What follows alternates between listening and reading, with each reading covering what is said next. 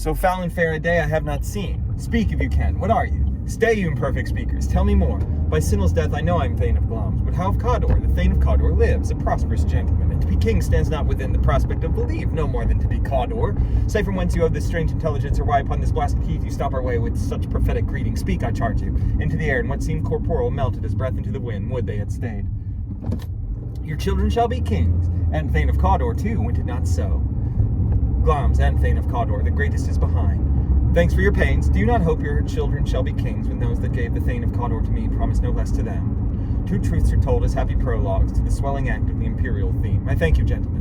This supernatural soliciting cannot be ill, cannot be good. If ill, why hath it given me earnest of success, commencing in a truth I am Thane of Cawdor? If good, why do I yield to that suggestion, whose horrid image doth unfix my hair and make my seated heart knock at my ribs against the use of nature? Present fears are less than horrible imaginings. My thought, whose murder yet is but fantastical, shakes so my single state of man that function is smothered in surmise, and nothing is but what is not. If chance will have me king, my chance may crown me without my stare. Come what come may, time and the hour runs through the roughest day. Give me your favor. My dull brain was wrought with things forgotten. Kind gentlemen, your pains are registered where every day I turn the leaf to read them. Let us toward the king, think upon what hath chanced, and at more time the interim having waited, let us speak our free hearts, each to other. Till then, enough. Come, friends. The service and the loyalty I owe in doing it pays itself. Your highness' part is to receive our duties, and our duties are to your throne and state. Children and servants which do but what they should, by doing everything safe toward your love and honor. The rest is labor, which is not used for you. I'll be myself the harbinger, and make joyful the hearing of my wife with your approach. So humbly take my leave. The Prince of Cumberland, that is a step on which I must fall down, or else or leap, for in my way it lies. Stars, hide your fires. Let not light see my black and deep desires. The eye wink at the hand, yet let that be which the eye fears when it is done to see. My dearest love, Duncan comes here tonight. Tomorrow, as he purposes, we will speak further. If it were done when 'tis done, then 'twere well it were done quickly. If the assassination could trammel up the consequence and catch with his surcease success, that but this blow might be the be-all and the end-all here. But here upon this bank and shoal of time we jump the life to come. But in these cases we still have judgment here, degree to teach bloody instructions, which being taught return to plague the inventor. This even-handed justice commends the ingredients of our poison chalice to our own lips. He's here in double trust. First, as I am his kinsman and his subject, strong both against the deed, then as his host, who should against his murderer shut the door, not bear the knife myself. Besides, this Duncan hath borne his faculties so meek, and been so clear in his great office, that his virtues will plead like angels, trumpet-tongued against the deep damnation of his taking off, and pity like a naked new-born babe striding the blast, or heaven's cherub and horsed upon the sightless couriers of the air shall blow the horrid deed in every eye, that tears should drown the wind. I have no spur to prick the sides of my intent, but only vaulting ambition, which o'erleaps itself and falls on the other. How now, what news? Hath he asked for me? We will proceed no further in this business. He hath honored me of late, and I have bought golden opinions from all sorts of people, which would be worn now in their newest gloss, not cast aside so soon. Prithee peace, I dare do all that may become a man, who dares do more is none. If we should fail, bring forth men, children only, for thy undaunted metal should compose nothing but males. Will it not be received when we have marked with blood those sleepy two of his own chamber, and used their very daggers that they have done? I am sentient, and bend up each corporal agent to this terrible feat. Away and mock the time with fairest show, false face must hide what the false heart doth know. A friend, being unprepared, our will became the servant to defect, which else should free have wrought. I think not of them, yet when we can entreat now or to serve, we would spend it in some words upon that business, if you would grant the time. If you shall cleave to my consent, Wertis, it shall make honor for you. Good repose the while. Go bid thy mistress when my drink is ready, she strike upon the bell. Get thee to bed.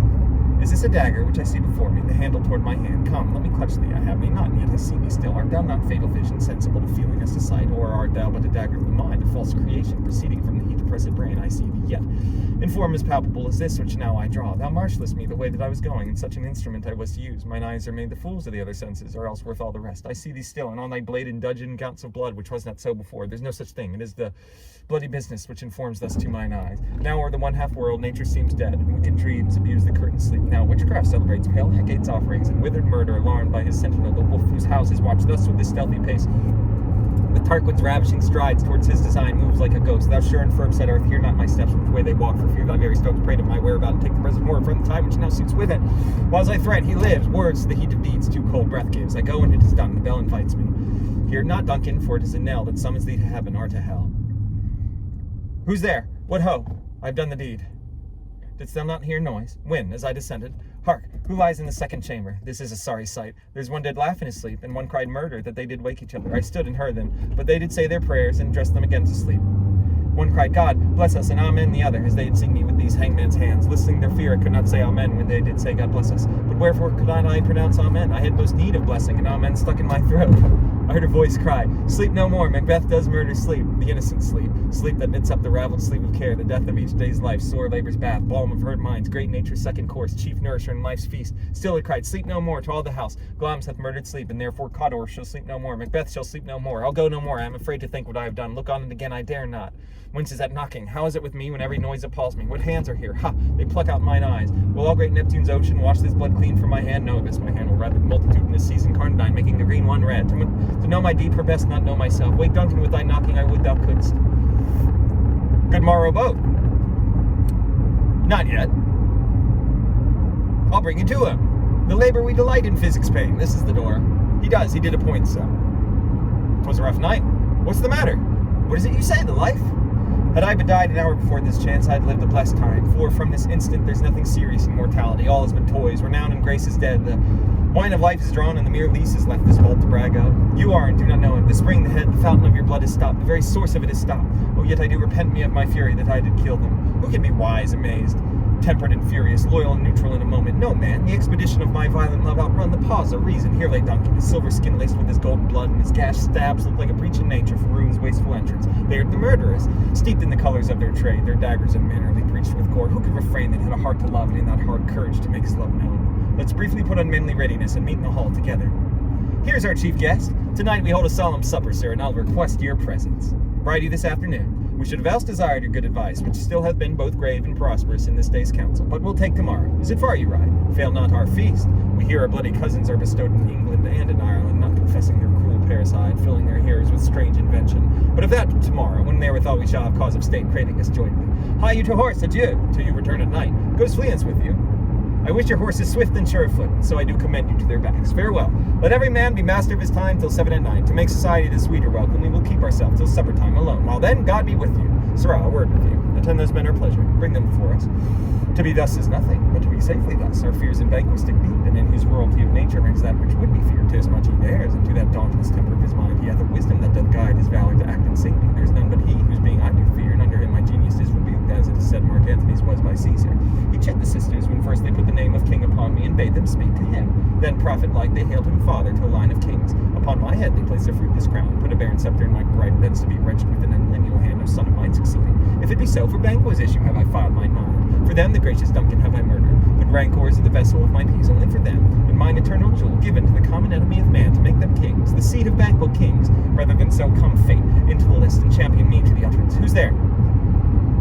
Now go to the door and stay there till we call. Was it not yesterday we spoke together?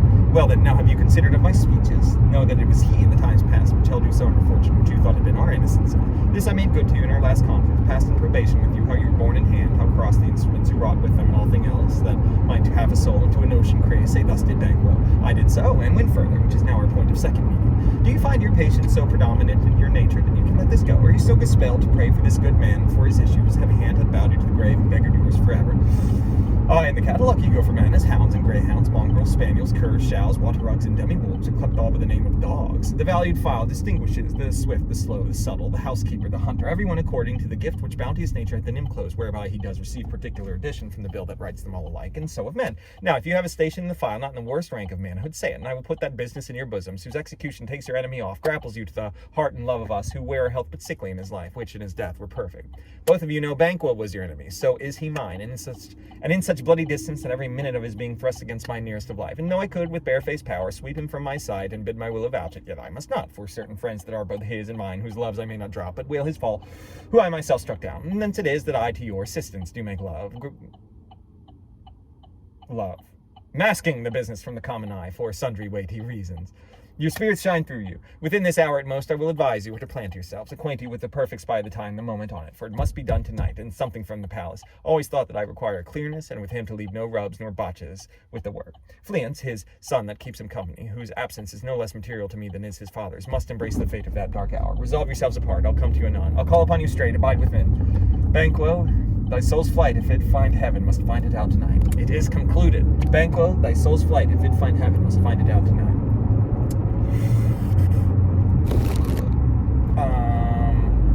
We have scorched the snake, not killed it. She'll close and be herself, whilst our poor malice remains in danger of her former tooth. But let the frame of things disjoint, both the worlds suffer. We will eat our meal in fear and sleep in the affliction of these terrible dreams that shake us nightly.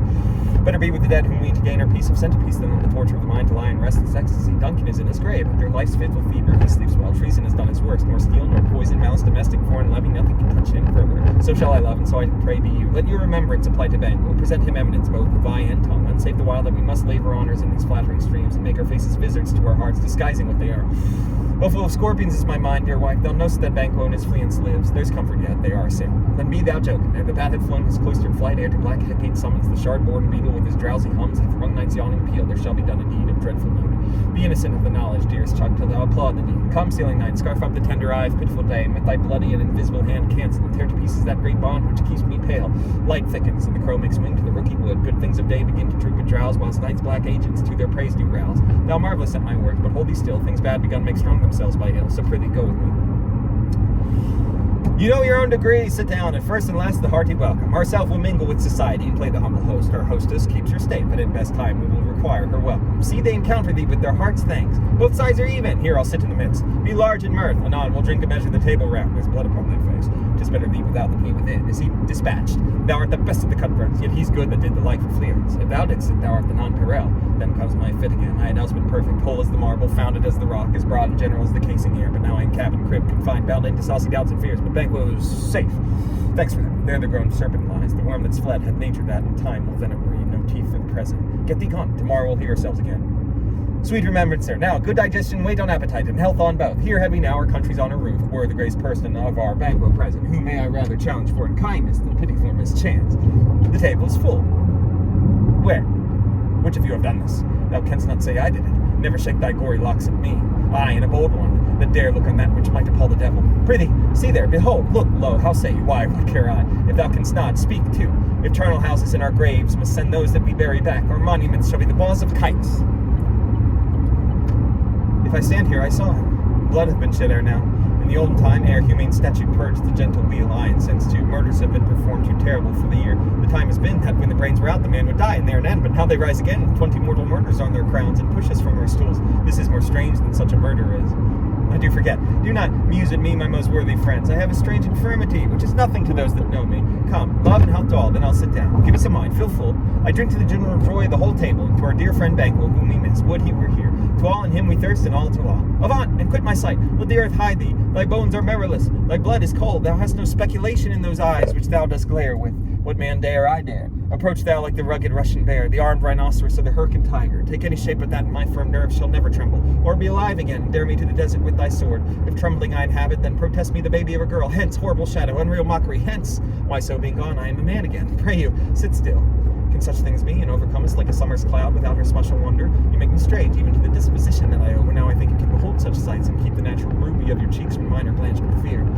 It will have blood, they say, blood will have blood. Stones have been known to move, and trees to speak. Augurs and understood relations have, by maggot pies and choughs and rooks, brought forth the secret span of blood. What is the night? How sayest thou that Macduff denies his person at our great bidding? I hear it, by the way, but I will send. There's not a one of them but in his house and keep his servant feed. I will tomorrow, and betimes I will to the weird sisters. More shall they speak. For mine own good, all causes shall give way. I am in blood stepped in so far that should I weigh no more, returning were as tedious as galore. Strange things I have in head that will to hand, which must be acted ere they may be scanned.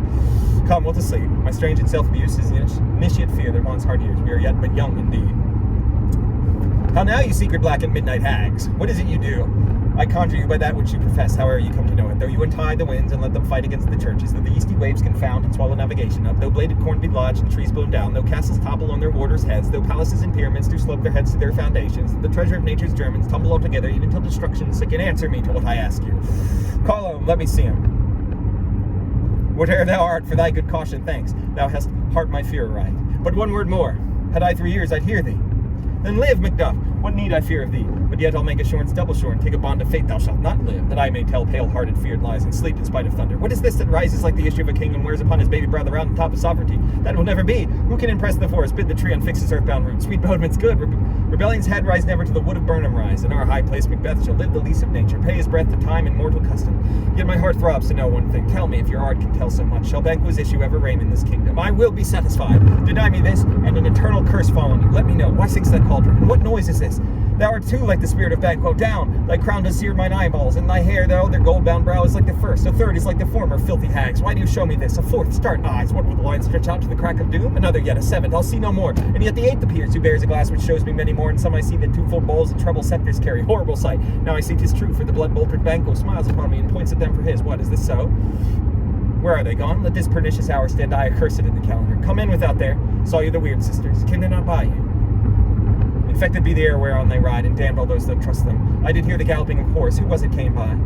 Fled to England. Time now anticipates my dread exploits. The flighted purpose never is, or token lest the deed go with it. From this moment, the very first things of my heart shall be the first things of my hand, and even now to crown my thoughts with acts. Be it thought and done. The castle of Macbeth I will surprise, seize upon Fife, give to the edge of the sword his wife, his babes, and all unfortunate souls that trace him in his line. No boasting like a fool, this deed I'll do before this purpose cool, but no more sights. Where these gentlemen come, bring me where they are.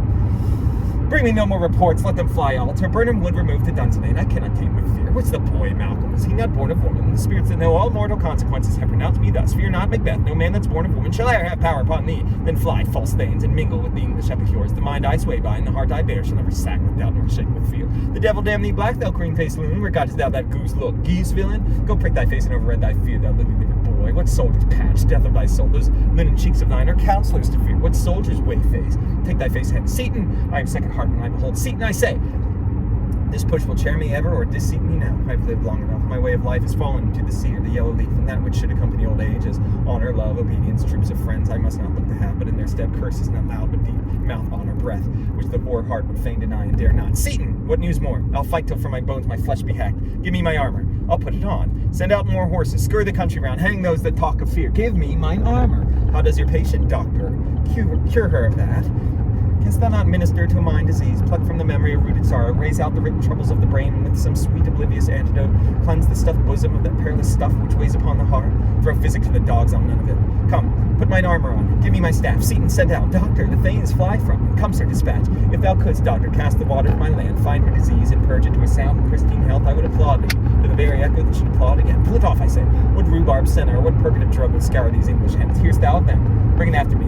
I will not be afraid of death and bane till Burnham force come to Dunsinane. Hang out our banners on the outward walls, the cry is still, they come, our castle's strength will laugh a siege to scorn. Here let them lie till famine and the ague eat them up. Were they not forced with those that should be ours, we might have met them dare from beard to beard and beat them backward home. What is that noise? I have almost forgot the taste of fear. The time has been my senses would have cooled to hear, and I shriek, and my felled hair would add a dismal treaties rouse and stir his life within. I have supped full with horrors. Direness familiar to my slaughterous thoughts cannot start me. Wherefore was that cry?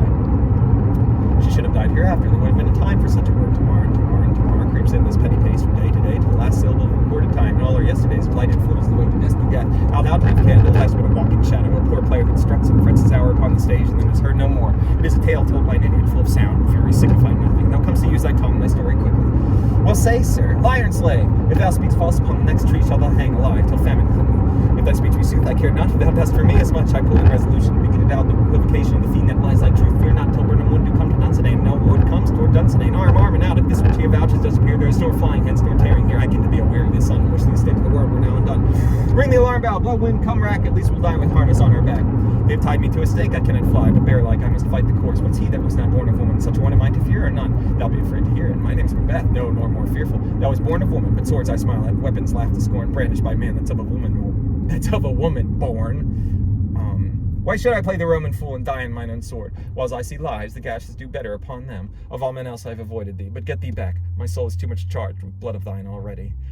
Thou losest labor. As easy mayest thou the entrenched tear with thy keen sword impress as make me bleed. Let fall thy blade on vulnerable crests. I bear a charmed life, which must not yield to one of woman born. Accursed be that tongue that tells me so, for it hath cowed my better part of man, and be these juggling fiends no more believe that palter with us in a double sense, that keep the word of promise to our ear and break it to our hope. I'll not fight with thee. I will not yield to kiss the ground before young Malcolm's feet, and to be baited with the rabble's curse. Though Burnham would be come to Dunsinane, and thou oppose, being of no woman born, yet I will try the last. Before my body I throw my warlike shield. Lay on, Macduff, and damn be him that first cries, hold, enough! Now I hit a green light, and red lights.